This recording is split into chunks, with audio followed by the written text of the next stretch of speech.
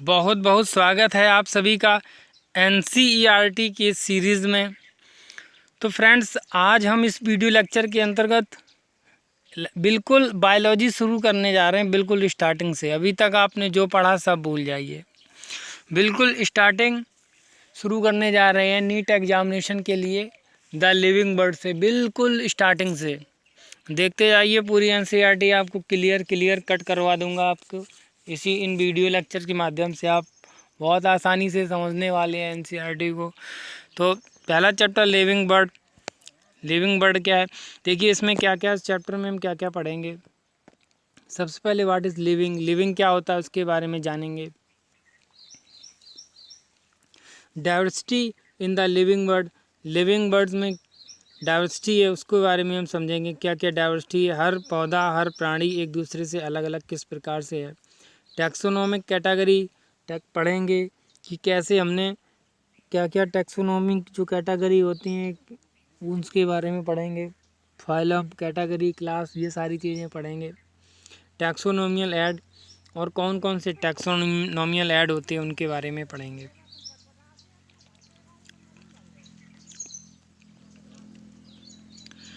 तो ये पैराग्राफ दिया गया है, देखिए व्हाट इज़ लिविंग क्या होता है इसके बारे में जानते हैं। देखिए when we try to define living, हम देखिए लिविंग को कैसे डिफाइन कर सकते हैं।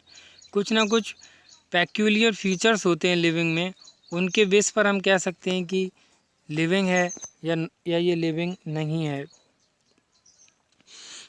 तो देखिए when we try to define living को हम डिफाइन करेंगे। We conventionally look for distinctive characteristics exhibit by living organisms.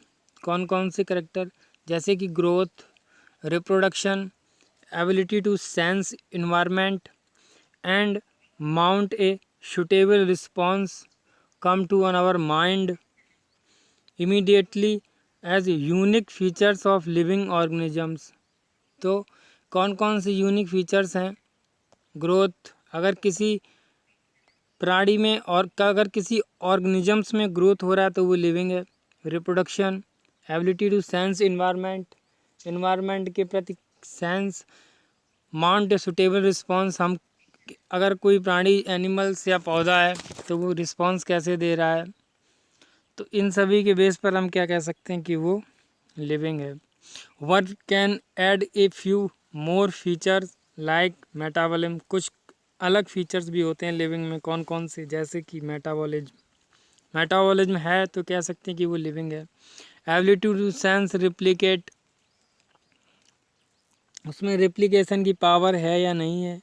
Self organisation की कैपेसिटी होनी चाहिए। Interact and emergence of list, let us try to understand each of them. प्रत्येक को हम अध्ययन करते हैं, प्रत्येक के बारे में हम स्टडी करते हैं।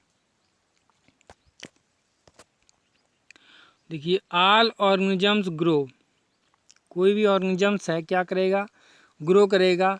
इन मास और increase in number of individual are twin characteristic of the growth में क्या होगा, इंक्रीज और मास होगा और इंक्रीज ऑफ नंबर होगा, इसको बोलते हैं ग्रोथ। और जो मल्टी सेलुलर ऑर्गेनिजम्स होती हैं उनमें क्या होता है, सेल डिवीज़न होता है। तो मल्टी सेलुलर ऑर्गेनिजम्स क्या करेंगी, सेल डिवीज़न करेंगी multi cellular organisms. This growth by cell division occurs continuously throughout their life span. तो वो क्या करेंगी, डिवीज़न पूरी लाइफ स्पान ग्रोथ करेंगी, सेल डिवीज़न करेंगे पूरी लाइफ साइकिल में, पूरी लाइफ स्पान, पूरी लाइफ भर क्या करेंगी, वो कंटिन्यूसली ग्रोथ करेंगी। In animals this growth is seen only up to certain ages. कुछ एनिमल्स में क्या होते हैं, ये ग्रोथ एक निश्चित समांतराल तक होती है। However cell divisions occurs in certain tissues to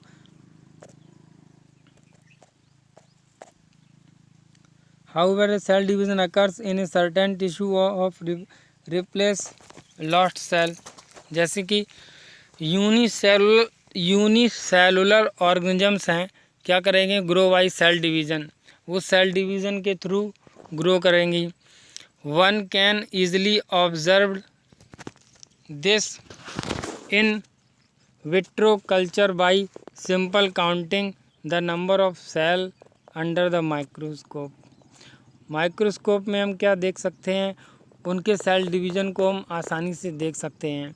in majority of higher animal, जो हायर एनिमल्स हैं और जो प्लांट हैं, growth and reproduction are mutually exclusive events.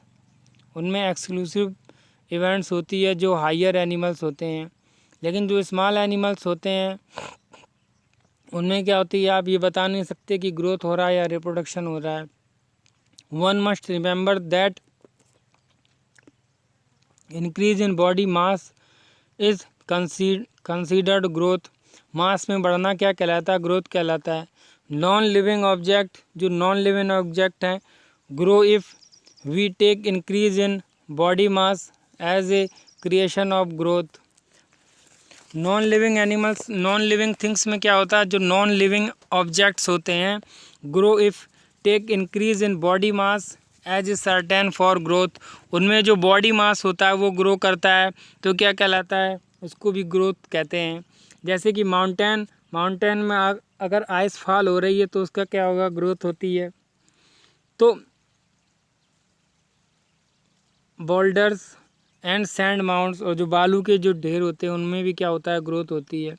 However this kinds of growth exhibited by non living object is by accumulation of material on surface. तो surface पर क्या होता है, मटेरियल एक्यूमुलेट होता है, उससे क्या होता है, उससे भी ग्रोथ होती है। इन लिविंग ऑर्गेनिजम्स में क्या होता है, ग्रोथ इज फ्रॉम इनसाइड। लेकिन जो लिविंग ऑर्गेनिजम्स होते हैं उनमें क्या होती है, उनमें ग्रोथ इनसाइड होती है। जबकि नॉन लिविंग ऑब्जेक्ट हैं, माउंटेन वगैरह, इनमें क्या होती है, ग्रोथ क्या होती है, आउटसाइड होती है, आउटसाइड से होती है। Growth therefore can not be taken as defining property of living organism. इसलिए हम क्या कह सकते हैं कि ग्रोथ है, डिफाइनिंग प्रॉपर्टी नहीं है लिविंग ऑर्गेनिज्म की। Growth is not defining property of the living organism. Conditions under which it can be observed in all living organisms have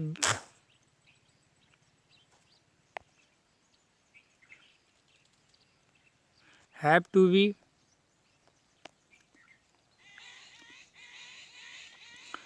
be explained, and then we understand that it is the characteristics of living system.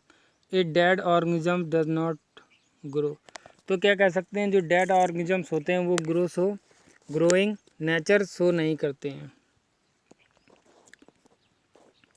आगे देखते हैं reproduction, इसके बाद बात करते हैं reproduction की।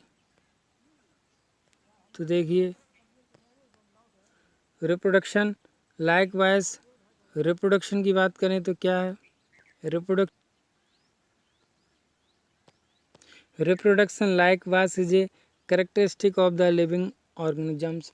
जिस प्रकार से ग्रोथ लिविंग ऑर्गेनिजम्स का कैरेक्टरिस्टिक्स होता है, उसी प्रकार से रिप्रोडक्शन भी लिविंग ऑर्गेनिजम्स का कैरेक्टरिस्टिक्स होता है।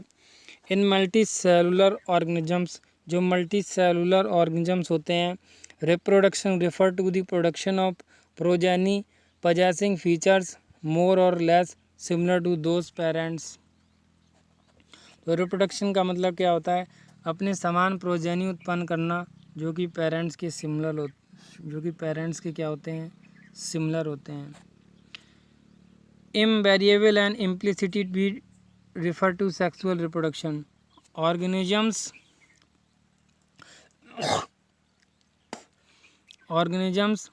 reproduce by asexual means also.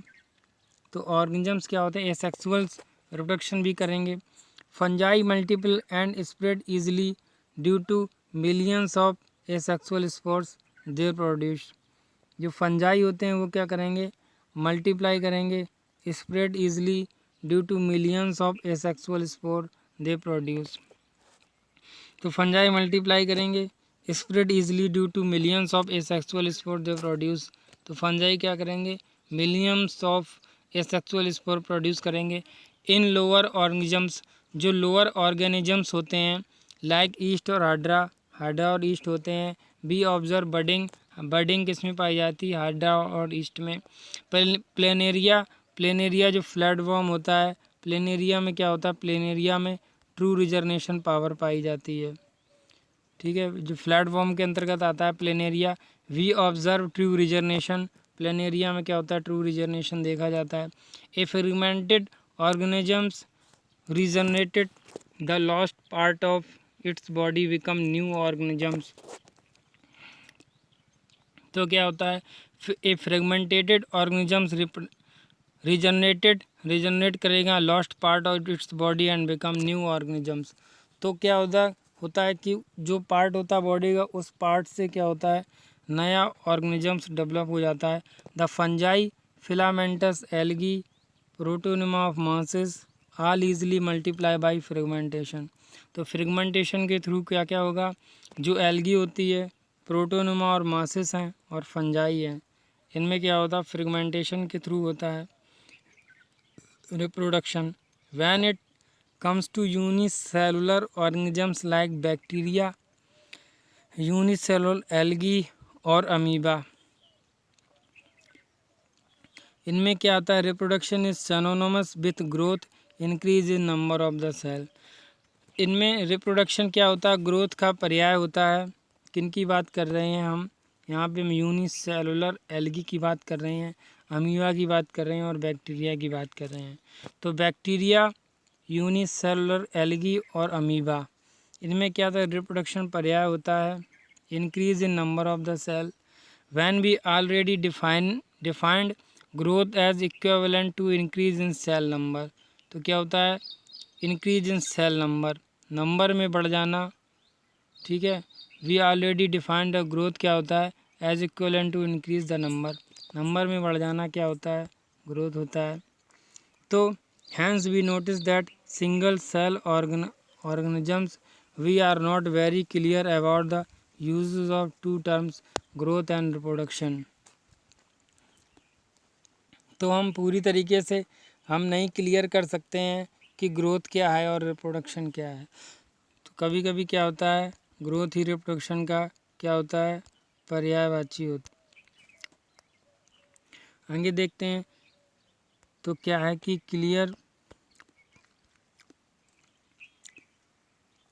Further there are many organisms which do not reproduce, जैसे कि mule, sterile honey worker, infertile human couple, ये सब क्या होते हैं? Hence reproduction also can not be an inclusive defining characteristic of living organisms. तो कुछ ऐसे जानवर हैं जो कि रिप्रोड्यूस नहीं कर सकते हैं, जैसे कि म्यूल्स है, स्ट्राइल हनी भी, वर्कर हनी भी है, इनफर्टाइल ह्यूमन कपल्स है। ये सभी क्या होते हैं? ये सभी अपनी प्रोजेनी नहीं डेवलप कर सकते हैं। ऑफ कोर्स वास्तव में no non living object is capable of reproducing और replicating by itself. Another characteristic की बात करते हैं, वो है metabolism.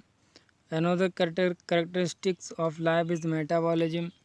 All living organisms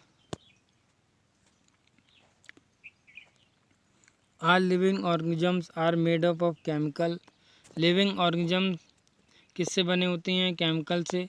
these chemicals small and big belonging to various classes, जैसे कि sizes, function, are constantly being made and changed into some other biomolecule. These conversions are chemical reaction or metabolic reaction. Chemical reactions क्या होती हैं? metabolic reactions होती हैं। These are thousands of metabolic reactions occurring simultaneously inside all living organism। जो living organisms होती हैं उनमें क्या होती हैं? थाउजेंड्स मेटाबॉलिक रिएक्शन साइमल्टेनियसली होती हैं। यूनिसेलुलर एंड मल्टीसेलुलर ऑर्गेनिजम्स में क्या होता है? यूनिसेलुलर और मल्टीसेलुलर ऑर्गेनिजम्स में thousands of reaction metabolism reactions होती हैं। All plants and animal fungi microbes exhibit metabolism, सभी में मेटाबॉलिज्म होती है। The sum total of all chemical reaction occurring in our body is metabolism.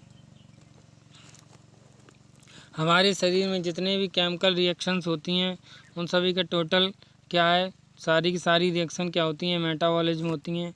No non living object exhibit metabolism, ऐसा भी कोई non living object नहीं है जिसमें मेटाबॉलिज्म होती है। यानी कि मेटाबॉलिज्म क्या किस में होगी, लिविंग ऑर्गेनिजम्स में होगी। Metabolic reactions can be demonstrated outside the body in cell-free system. Metabolic reactions can be demonstrated outside the body in the cell-free system. Metabolism को हम आउटसाइड ऑफ बॉडी भी परफॉर्म करा सकते हैं। An isolated metabolic reaction outside the body of an organism performed in test tube, जब हम test tube में metabolic reaction perform कराते हैं, इज़ नाइदर लिविंग और नॉन लिविंग। तो क्या होता है, जो कि लिविंग में भी करा सकते हैं मेटाबॉलिज्म और नॉन लिविंग में तो होती है metabolism. Exception isolated metabolic reaction in vitro are not living things but surely living reactions. तो क्या होता है, जब हम टेस्ट ट्यूब में मेटाबॉलिंग कराते हैं तो क्या होता है, मेटाबॉलिज्म तो होती है लेकिन क्या होती है वो living reactions but surely living reactions. तो क्या होता है, लिविंग थिंग्स तो नहीं है लेकिन मेटाबॉलिज्म हम सेल के बाहर मेटाबॉलिज्म करा सकते हैं। The cellular organisation of the body is the defining feature of the life form.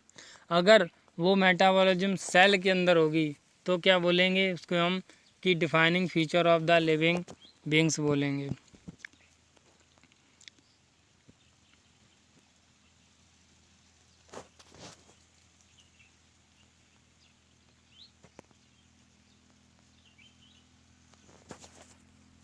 आगे देखते हैं। परहैप्स शायद the most obvious and technically complicated feature of all living organisms is this ability to sense their surrounding and environment and respond to these environment stimuli which could be physical, chemical and biological। तो क्या होती है, physical process भी होती है living में, chemical process भी होती है और बायोलॉजिकल प्रोसेस भी होती है। We sense our environment through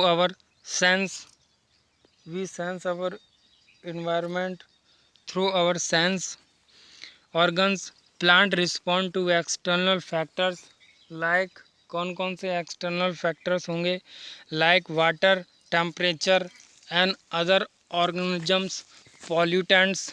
तो क्या करते हैं प्लांट एनवायरनमेंट के थ्रू सेंस करते हैं, तो किसके प्रति, पानी के प्रति, लाइट के प्रति, टेम्परेचर और पॉल्यूटेंट के प्रति। All organisms from the prokaryotic to the most complex eukaryotic can sense and respond to their environment। तो कोई भी, चाहे वो यूकैरियोटिक हो चाहे वो प्रोकैरियोटिक हो, वो एनवायरनमेंट के प्रति क्या करती है, सेंस करती है। फोटो पीरियड अफेक्ट करते हैं। Reproduction is seasonally breeders. तो photo period affects reproduction in seasonal breeders में both plants and animals. All organisms handle chemical entering their bodies। All organisms therefore are aware of their surroundings। Human beings is the only organisms who is aware of himself, has self consciousness। तो human beings क्या होता है, अपने आप में conscious होता है, अपने आप में क्या होता है, अवेयर होता है। तो हम कह सकते हैं consciousness therefore become a defining property of the living beings.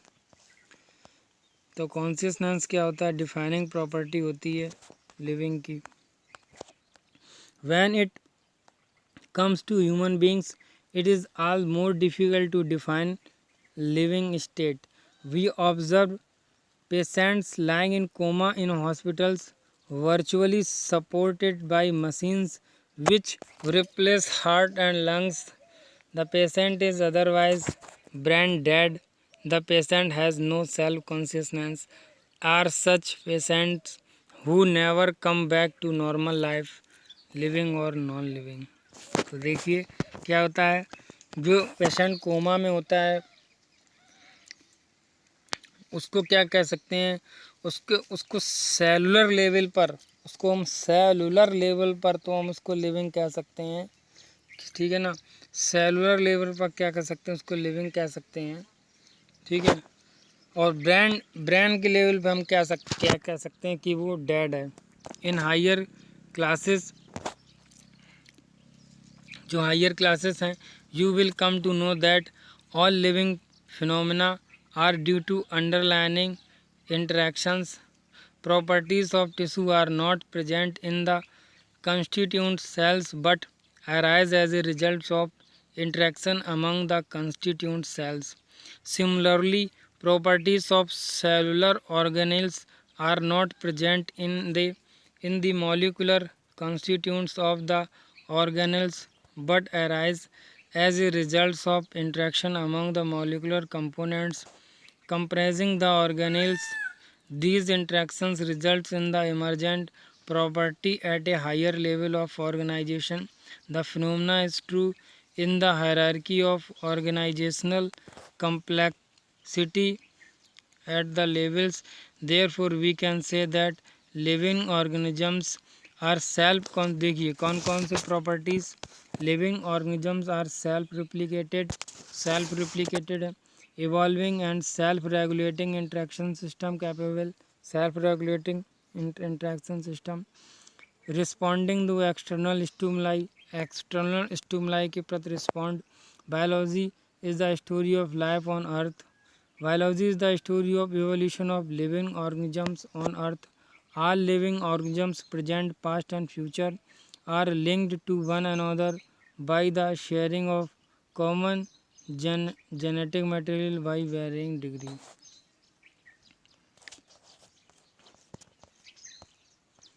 आगे देखते हैं डाइवर्सिटी इन लिविंग ऑर्गेनिज्म। तो क्या क्या डाइवर्सिटी है लिविंग ऑर्गेनिज्म में, देख सकते हैं। If you look around you will see a large variety of living organisms, be it potted plant, insects, birds, your pets, and other animals and plants. There are also several organisms that you cannot see with your naked eye, but they are all around you. आप बहुत सारे animals हैं जो आप देख नहीं सकते लेकिन आपके आसपास चारों ओर पाए जाते हैं। If you were to increase the area that you make observation in, range and variety of organisms that you see would increase. Obviously, if you were to visit a dense forest, अगर आप dense forest में visit करेंगे, you would probably, तो क्या होगा, see a much greater number and kinds of living organism in it. तो आप वहाँ पे number of organisms देखेंगे, different greater number. Each different kind of plant and animal and organisms that you see represents a species. The number of species that are known and described range between कितने से कितने होगी, बहुत important है, 1.7 to 1.8 million. This refers to biodiversity of number and type of organisms present on earth. We should remember here that as we explore new areas and even old ones, new organisms and continuously being identified. आगे क्या है, as stated earlier, कैसे, earlier पहले ही बताया गया है क्या, there are millions of plant and animals in the world में क्या होते हैं, मिलियंस प्लांट एंड वर्ड्स हैं। तो क्या है, वर्ड्स, बहुत सारे एनिमल्स हैं, बहुत सारे प्लांट हैं। In our area why their local names, उनको लोकल नेम से जानते हैं। These local names would vary from place to place, even within a country probably you would recognise the confusion that would be created if we did not find ways and means to talk to each other, we refer to organisms we are talking about. तो क्या there is a need to standardize the naming of living organisms such that a particular organism is known by the same name all over the world. This process is called nomenclature. Nomenclature क्या होता है? अलग अलग हम जब plant के पौधे को, जंतु को क्या करते हैं, उसको एक पर्टिकुलर नाम दे देते हैं, जो कि अलग अलग एरिया में अलग अलग नाम होते हैं। उन नामों के आधार पर जब हम उसको एक पर्टिकुलर अलग नाम दे देते हैं तो वो क्या कहलाता है? नोमेनक्लेचर कहलाता है। ऑब्वियसली वास्तव में नोमेनक्लेचर और naming is only possible when the organisms is described correctly and we know to what organisms the name is attached to. This is identification. Identification क्या होता है? उसको आइडेंटिटी करना, ठीक है, पहचानना उसको। In order to facilitate the study number of scientific have established the procedures to assign scientific name to each known organism. उस ऑर्गेनिजम्स को हम एक साइंटिफिक नेम दे देते हैं। There is acceptable to biologist all over the world, तो वो सभी बायोलॉजिस्ट द्वारा एक्सेप्टेड होता है। फॉर प्लांट के लिए scientific name are based on agreed principle and criteria which are provided किसके द्वारा प्रोवाइड किए जाते हैं? International Code for Botanical Nomenclature ICBN। नाम याद करना होगा, International Code for Botanical Nomenclature. You may ask how are animal named? Animal taxonomist have involved International Code for Zoological Nomenclature. इसको याद करना होगा, International Code of Zoological Nomenclature. The scientific name ensure that each organisms has only one name. Description of any organisms should enable the pupil in part of the word to arrive at the same name. They also ensure that such name has not been used for any other organisms. Biologists have universally accepted principle to provide scientific name to organisms. Each name has two components. Number one is generic name, second is specific epithet. The system providing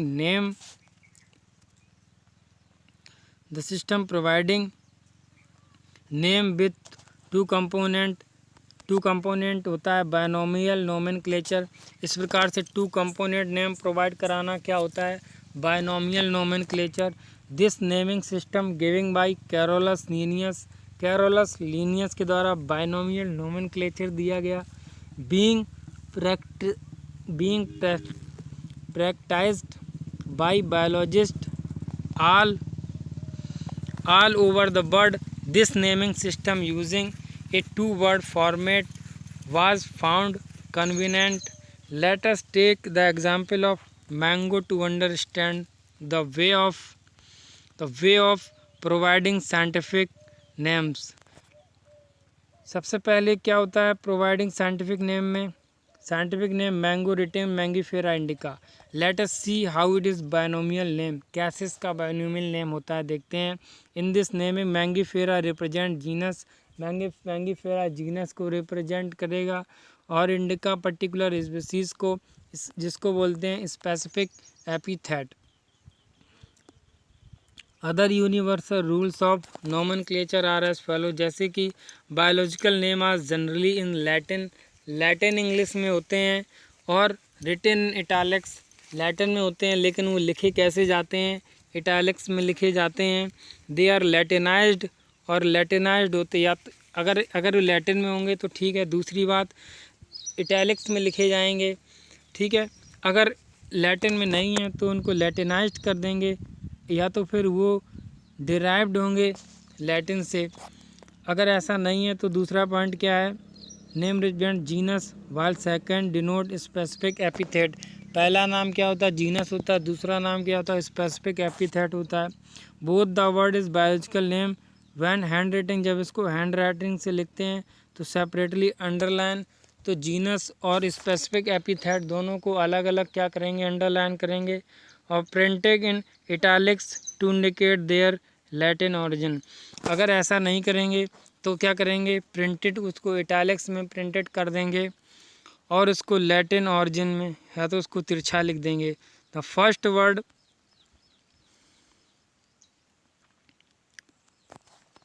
fourth point है, first word denote the genus start with a capital letter. First word क्या होगा, capital letter से start होगा। When the when the specific epithet start with small letter, it can be illustrated with the example of Mangifera indica। Mangifera indica example हो जाएगा।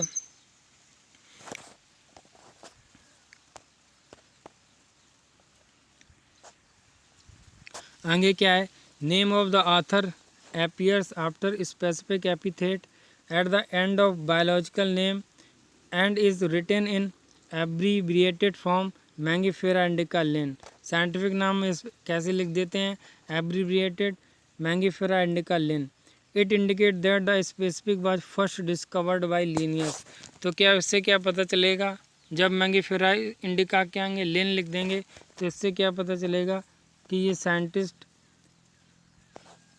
Linnaeus के द्वारा discover किया गया सबसे पहले।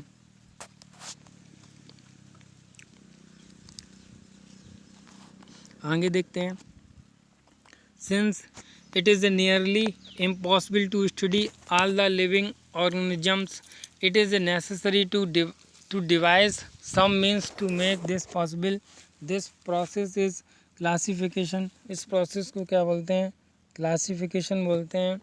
Classification is the process by which anything is grouped into convenient category based on some easily observable character। कौन कौन से, we can easily recognized such as plants or animal or dogs or cats। The moments we use of these terms, we associate certain characteristic with the organisms in that group। What image do you see when you think of dog? Obviously each one of us will see dogs and cats। How now if we were to think of Alastians, we know that what we are talking about। Similarly, suppose we are to say mammals, you would of course think of mammals with external ears and body hairs likewise in the plant। if we try to talk wheat के बारे में बात करते हैं, the picture in each of our minds will be of wheat plant, not rice or any other plant। hence क्या होता है, all these dogs cats mammals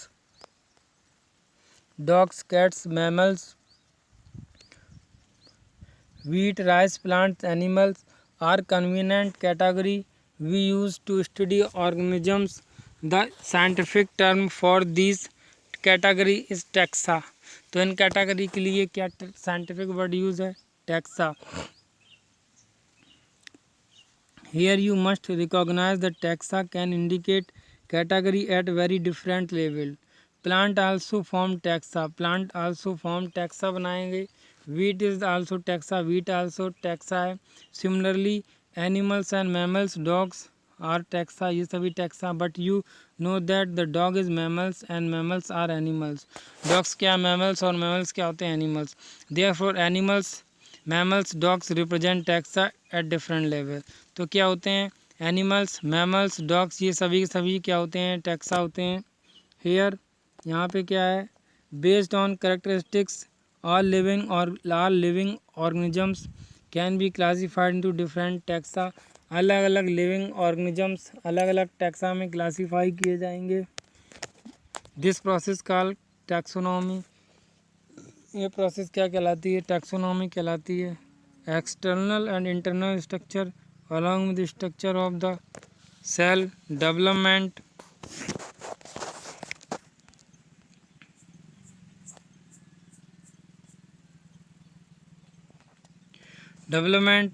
and process ecological information of organisms are essential and form basis of modern taxonomic studies। तो क्या होता है, कौन कौन से कैरेक्टराइजेशन, हम पहले कैरेक्टर उसके पता करेंगे, फिर उसको क्या करेंगे, आइडेंटिफाई करेंगे, फिर क्लासीफाई करेंगे, फिर नॉमेनक्लेचर करेंगे। Are the process that are basic to taxonomy. सबसे पहले कैरेक्टराइजेशन, फिर आइडेंटिफिकेशन, फिर क्या करेंगे, क्लासिफिकेशन करेंगे, फिर क्या करेंगे, उसको नॉमेनक्लेचर करेंगे। नॉमेनक्लेचर का मतलब उसको नाम दे देंगे।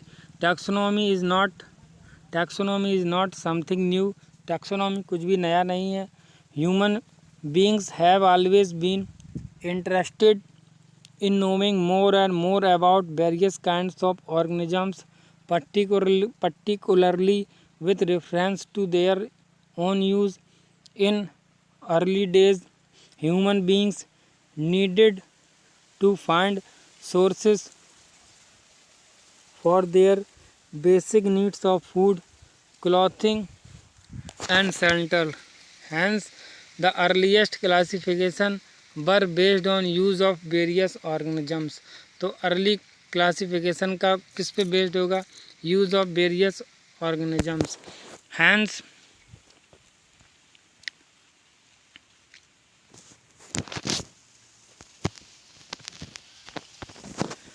Hence begins were since not only interested in knowing more about different kinds of organisms and their derivatives, but also the relationship among them.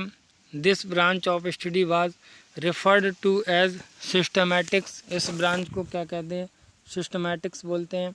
The word systematic is derived from the Latin word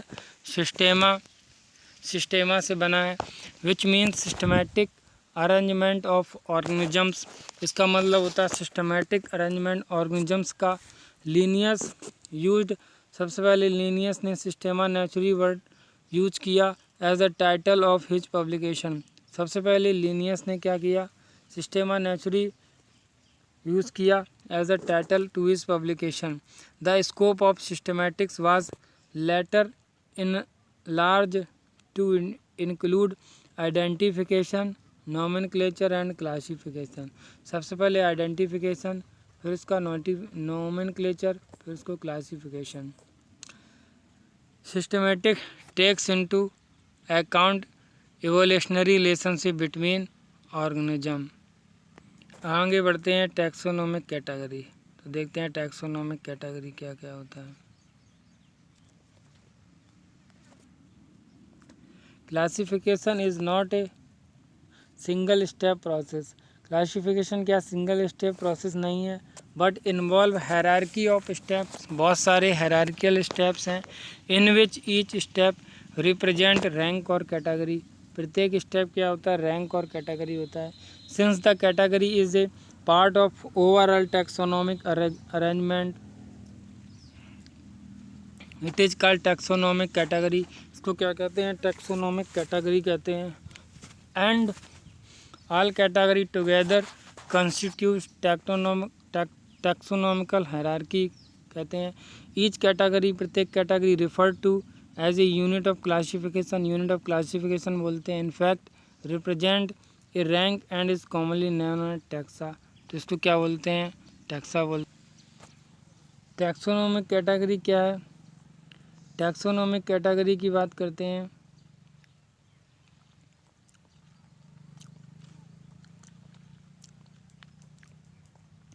taxonomic category and hierarchy can be illustrated by example. Example से clear है कैसे। Insect represent a group of organisms sharing common feature. कौन कौन से, like 3 pairs of jointed legs. तो क्या क्या होता है, जो इंसेक्ट्स होते हैं उनमें 3 पेयर जॉइंटेड लेग्स पाए जाएंगे। इट मीन्स, इसका मतलब insect are responsible concrete object which can be classified and thus were given a rank और कैटेगरी। तो इसको रैंक और कैटेगरी दे देते हैं क्योंकि इंसेक्ट में जॉइंटेड लेग्स पाए जाएंगे। Can you name other such groups और organisms. Remember groups represent category groups category को रिप्रेजेंट करता है। Category further denote rank, category आगे रैंक को डिनोट करेगा। ईच रैंक और taxon in fact represent a unit of classification. These taxonomic group categories are distinct biological entities and are merely morphological aggregates. Taxonomic studies all known as organisms have led to development of common categories such as a kingdom, phylum, division or class, order, family, genus or species. All organisms including those in plant and animal kingdom have species as lowest category. Now the question are you ask how to place an organisms in various category. The basic requirement is knowledge of characters or individual group of organism. This help in identifying similarities and dissimilarities among the individual of the same kind of organisms as well as other kind of organism. तो similar और dissimilar के आधार पर हम इनको define कर सकते हैं। अगले वीडियो में हम स्पीसीज़ के बारे में चर्चा करेंगे। स्पीसीज़ क्या होती है। देखते रहिए चैनल और बढ़ाते रहिए अपना ज्ञान। चलते हैं। नमस्कार।